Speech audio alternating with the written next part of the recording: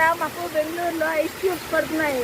వడగళ్ళు వడగళ్ళు వడగళ్ళు చిన్న చిన్నవి పడుతున్నాయి అన్నమాట. బాగా చూపించమ్మా. 2 రోజుల నుంచి బాగా ఉక్కపోతగా ఉంది. అసలు వర్షం చూడండి, ఆ చెట్టు చూసారా అసలు ఎలా ఊగిపోతుందో. ఇప్పుడు ఆగింది. ఇందాక నుంచి బాగా ఊగుతా ఉందన్నమాట. చిన్న చిన్న ఐస్ క్యూబ్స్ అండి. మెయిన్ డోర్ తీయడానికి లేదు, ఇటువైపు వచ్చేస్తుంది వర్షం. లేకపోతే మెయిన్ డోర్ నుంచి చూపించాను.